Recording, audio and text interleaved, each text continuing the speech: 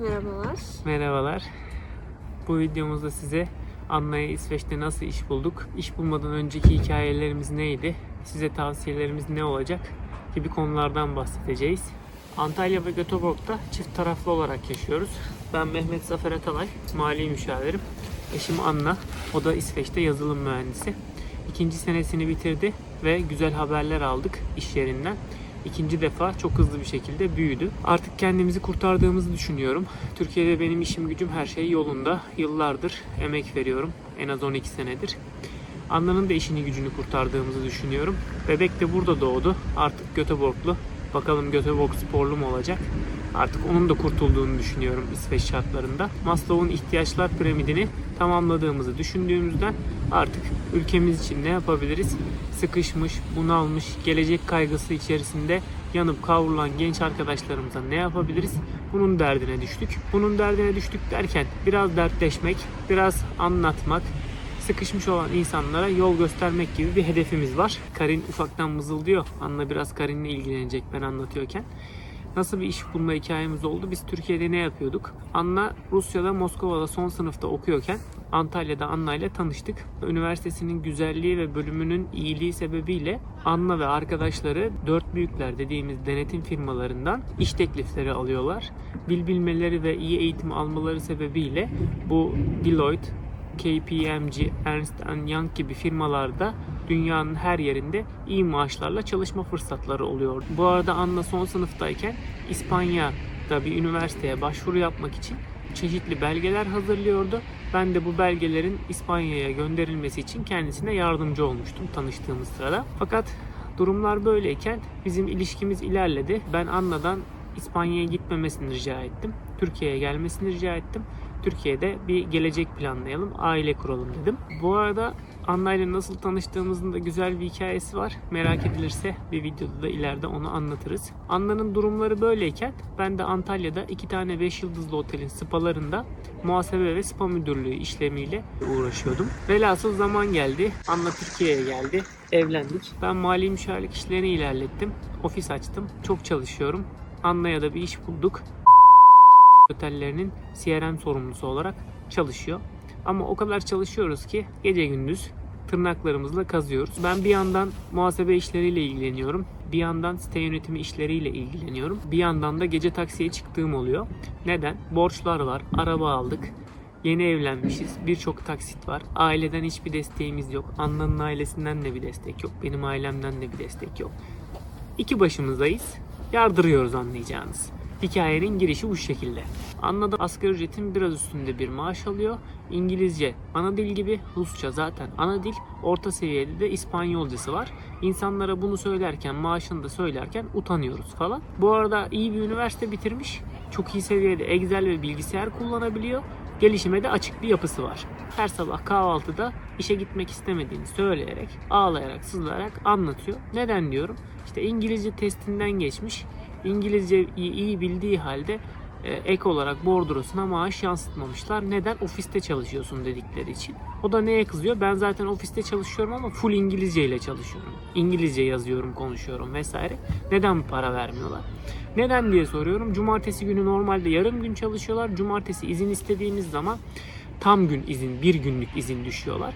Buna benzer birçok haksızlıklar var ve kullanmak da istemiyorlar, yani yeteneklerini geliştirmek, büyütmek istemiyorlar gibi bir durum hissediyor Anna. En azından bakıyoruz 2 sene geçmiş, maaşın yükselişi, pozisyonunun yükselme işi, durumlar bunu gösteriyor ve Anna sürekli işinden memnuniyetsiz.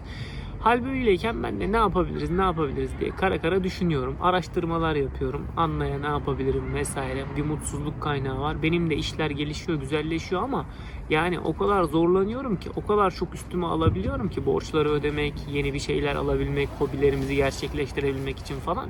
Yani bence aslında acınası bir durum. Yani şükrediyoruz Türkiye'de ama gerçekten benim için konuşuyorum. Acınası bir durum var. Anna'nın sıkıntıları vesilesiyle iş bulmaya çalışıyoruz Anna'ya. Yeni bir iş arıyoruz. Şükürler olsun bir uçak bakım firmasında iş bulduk. Buradan Taner Bey'e selam söylüyoruz.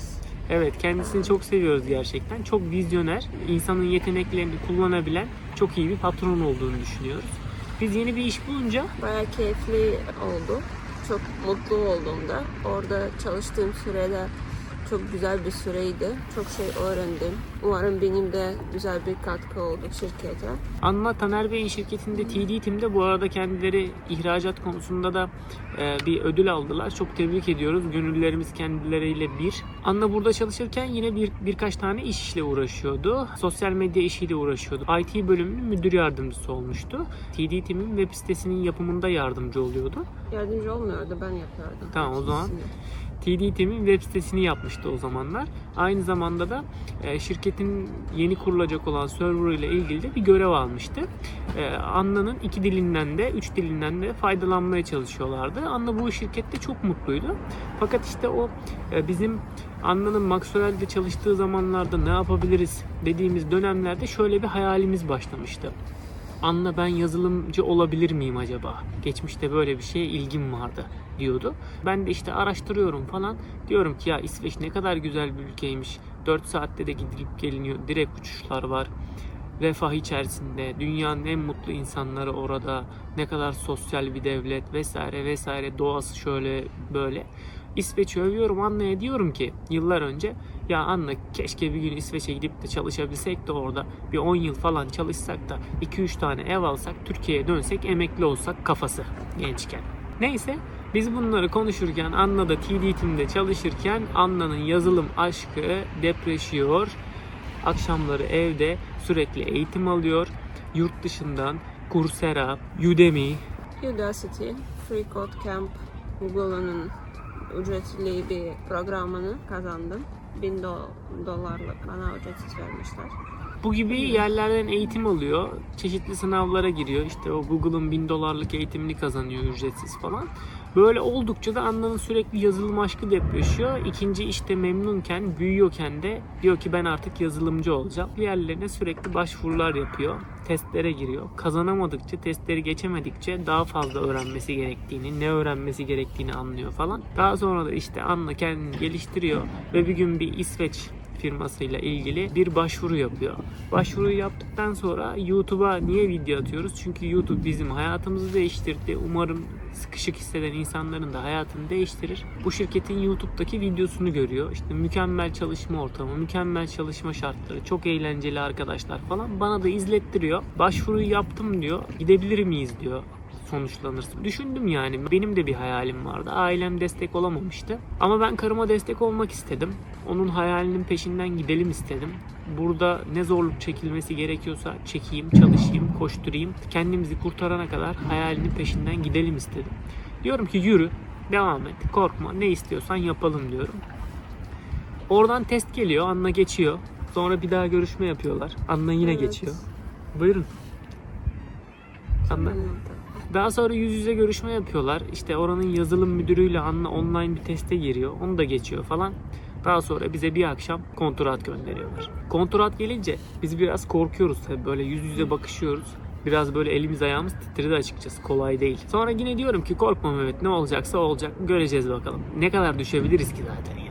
Ne kadar düşebiliriz ki? Burada Türkiye'de çalışıyorsun, çabalıyorsun. 2 işte, 3 işte koşturuyorsun. Karın çalışıyor. Tamam.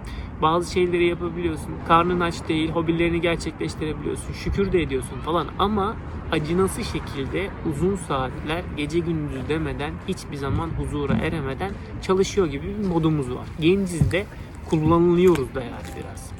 Gidelim mi, gitmeyelim mi, olur mu, olmaz mı, korktuk derken biz imzayı atıp gönderiyoruz. Biz imzayı atıp gönderdikten sonra korkularımız başlıyor. Nasıl olacak, nasıl ev bulacağız? Araştırıyoruz, YouTube'u araştırıyoruz. Ev bulmak çok zor, masraflar çok büyük falan. Şirket bize diyor ki mesela bütün evinizin eşyalarını taşıyabiliriz burada ev bulduysanız. Ev bulamadıysanız da sizi, burada bir villamız var, oraya taşıyabiliriz. Ev bulana kadar size yardımcı oluruz. İşte size havalimanından alırız. Uçak biletlerinizi alıyoruz. Çalışma izinlerinizi ayarlıyoruz. Ben o gün anladım ki beyin göçü denen şey çok önemli bir şeymiş. Yani insanlar 2-3 tane dil bilen, yazılımdan anlamaya başlayan, çalışma azmi olan insanları ülkeler kapıyorlar arkadaşlar. Beyin göçü yapıyorlar. Buna da aslında beyin avcılığı deniyor. O yüzden ben herkese tavsiye ediyorum. İngilizcelerini başlangıç seviyesinde tutsunlar. Yapabiliyorlarsa orta seviyeye çekmeye çalışsınlar. Anna'nın bölümü vergilendirme, maliye, ekonomi tarzında bir bölüm olduğu halde yazılım mühendisi olabildi burada ve sonuçlar çok güzel. İsterdim ki karım her ay ödediği vergileri ülkemize ödemeye devam etsin. Fakat çok çeşitli zorluklarla karşılaştık ülkemizde. Merak edilirse ara ara anlatırız. Bir ay falan geçti. İzinlerimiz çıktı. Anna aracılığıyla benim de ikamet iznim oluştu. Hiçbir şey yapmadık. Birkaç belge gönderdik. Tak tak tak her şeyi hallettiler. Uçak biletlerimizin masrafları ödendi. Evimizi taşıyalım mı diye soruyorlar hala falan. Biz ev bulamadık. Kendimizi bir anda Göteborg Havalimanı'nda bulduk. Bize bir tane A8 Long aldı. Anne A8'in sol tarafında oturuyor arkada. Ben sağ tarafında oturuyorum. Birbirimizin yüzüne baktık. Ne oluyor acaba dedik, böyle bir şaşırdık yani. Sonra değil mi, hatırlıyor musun? Evet. Sonra İsveç'in Huvik diye bir bölgesi var. Orada şirket beyin göçü yaptığı insanları yerleştirebilmek için bir villa kiralamış. Villaya girdik. Yine şöyle bir Anna'yla yüz yüze baktık. Ne oluyor dedik. O kadar lüks bir villa ki işte şöminenizi yakabiliyorsunuz. Bizim Antalya'daki ev kadar mutfağı var yani, öyle düşünün. Vesaire vesaire, deniz manzaralı, yürüyüş yapabiliyoruz. Yat limanı falan var böyle yakınında. Biz güzel bir hikayeye başlamış olduk. Buradaki hayatımızdan memnun muyuz? Evet, memnunuz ama buraya gelene kadar belli zorluklar çektik. Anna belli dönemlerde burada yalnız kaldı. Ben Antalya'da yalnız kaldım. Hatta bir talihsizlik oldu. Karin kızımız biraz erken geldi, bizi şok etti. Onun da bir videosu var, izlersiniz isterseniz. Anna burada sancısını da yalnız çekti. Antalya'da işlerime çok önem verdiğim için doğumunu da tek başına yaptı. Ama şükür sağlıklıyız, mutluyuz. Karin için bir şeyler yaptığımızı düşünerek kendimizi teselli ediyoruz. Biz de kendimiz de rahatız burada. Burada yavaş, huzurlu, sakin bir hayat var. Güvenlik problemi yok. O Maslow'un bahsettiğim ihtiyaçlar piramidi burada tamamlanmış durumda. Videonun açıklamalar kısmına belli web sitelerinin linklerini, nasıl, nerelerden faydalandığımızı ayrıca açıklayacağız. Orayı okuyabilirsiniz. Aklınıza yine de takılan sorular varsa yorum yazabilirsiniz ve bunları cevaplayabiliriz. Amacımız kendimizi kurtardıktan sonra genç arkadaşlarımıza da yardımcı olmak. Burada refah güzel. Buraya geldik diye ülkemizi unutmadık. Her adımımızda ülkemizi düşünerek adım atıyoruz. Vergilerimizi ülkemize hala ödüyoruz. Ben zaten hala Antalya'da faaliyet gösteriyorum mali müşavir olarak. Farklı işlerle de meşgulüm. Amacımız bir akım yaratmak. Kendini sıkışmış, bunalmış, depresyona girmiş, verdiği emeklerin karşılığını alamayacak olan genç arkadaşlarımıza bir yol göster. Karin biraz mızıldadı.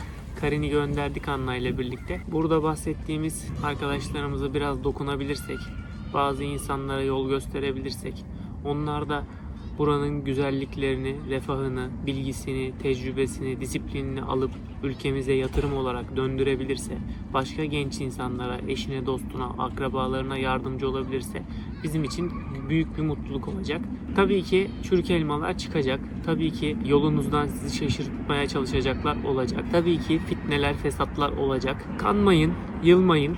Biz yaptık. Sıradan bir aileyiz. Hiçbir desteğimiz yok. Kendi başımıza yaptık. Siz de aynı şeyleri yapabilirsiniz. Gelecekte de burada masrafların ne olduğuna dair, nasıl yaşandığına dair anlatacağım. Bu vesileyle Göteborg'dan selamlar ve sevgiler gönderiyorum. Kendinize iyi bakın. Hoşça kalın.